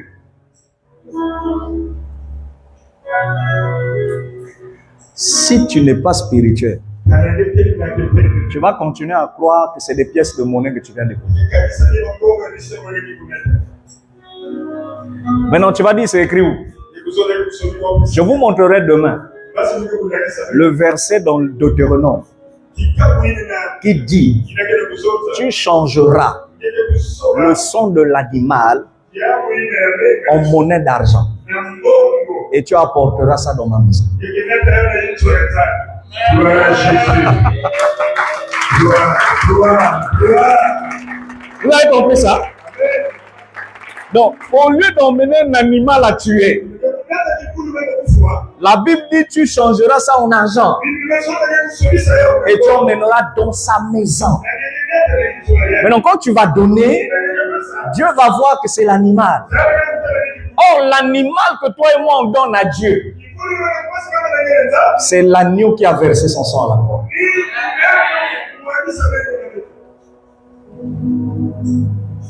Bon, c'est trop compliqué. L'Esprit de Dieu me dit, tu es en train de dire quelque chose dont je ne t'ai pas donné l'onction pour dire ça ce soir. L'onction de cette vérité, c'est pour demain. Amen. Gloire à Jésus. Et venez demain nombreux. Je vous montrerai comment l'autorité d'un Père spirituel annule les condamnations. Surtout les condamnations à mort. David a dit ici, celui qui veut te tuer veut aussi me tuer. Ça veut dire nous sommes combattus plus que vous. Mais malgré ça, David dit, Salananga, tu seras bien gardé. Le jour où tu me lâches, personne ne veillera sur toi. Amen. On est debout.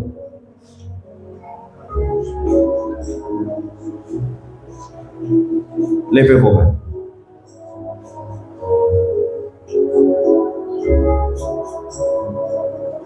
Papa, je suis sur cet autel. Ce siège a été offert à toi pour des témoignages. Je ne veux plus que nos cultes soient privés de témoignages. Sur cet autel, je ne veux plus que ceux qui donnent des offrandes repartent chez eux la main sèche. Je ne veux plus. Je ne veux plus que ceux qui envoient des offrandes se plaignent que la vie est difficile. Voici ma prière. David a dit, avec moi, tu seras bien gardé. Je bénis ce peuple et je déclare sur tous vos vies sont et seront pour toujours jusqu'au retour de Jésus-Christ bien gardés.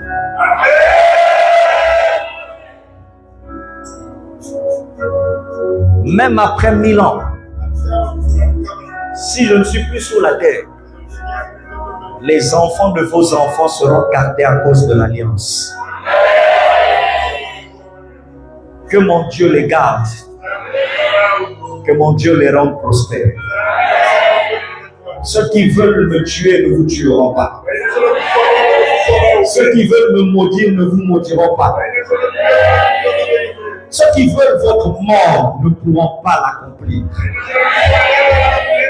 Ceux qui veulent te rendre chômeur à vie n'y parviendront pas.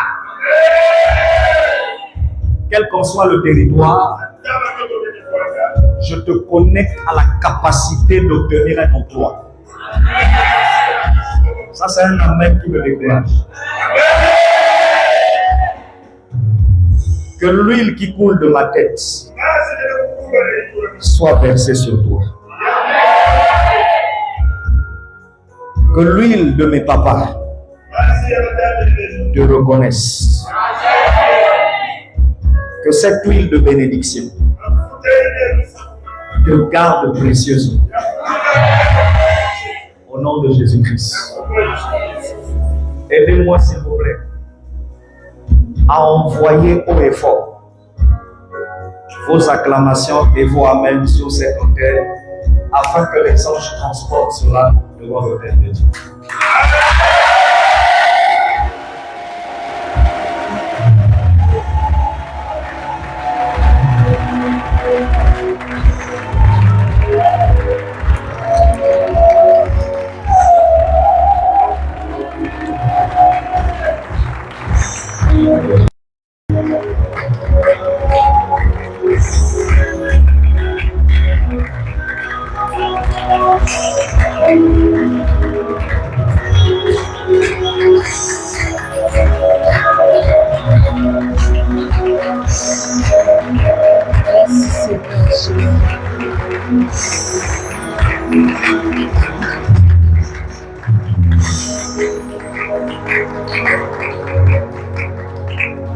Merci Seigneur pour la libération.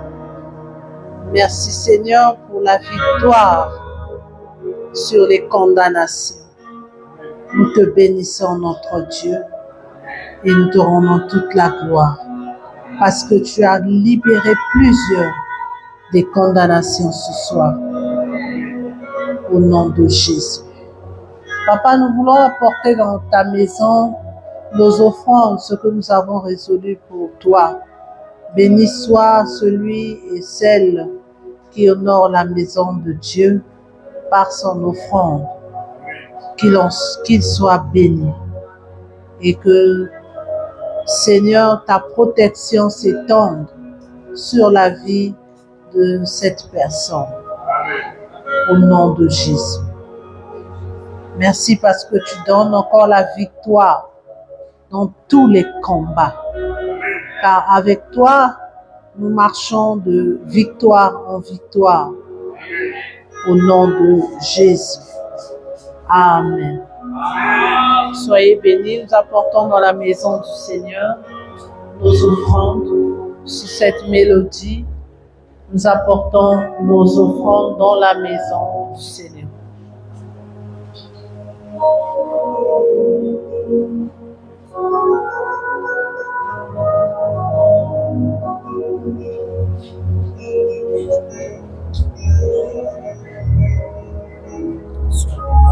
Jésus.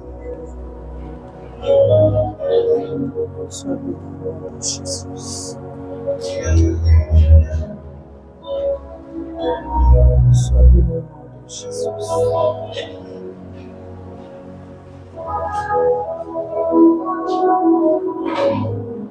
Sois béni au nom de Jésus. Amen. Nous levons nos mains. Seigneur, je viens bénir le peuple que voici qui a reçu ta parole ce soir. Accompagne chacun jusque dans sa demeure respective. La victoire que tu as donnée à chacun, qu'elle soit scellée par le sang de Jésus. Et que personne ne perde la victoire que tu nous as donnée. Que toutes les familles en bénéficient. Allez dans la paix du Seigneur. Que l'Éternel aplanisse les sentiers de tout un chacun. Qu'il bénisse les moyens de transport empruntés par tous pour entrer dans nos maisons. Qu'il bénisse cette nuit et qu'il visite encore ses enfants par sa grâce cette nuit. Au nom de Jésus. Au plaisir de nous retrouver demain, je déclare sur toutes les familles la paix du Seigneur dans le nom de Jésus. Et je le dis tout haut, ensemble avec mes bien-aimés. Amen. Soyez bénis.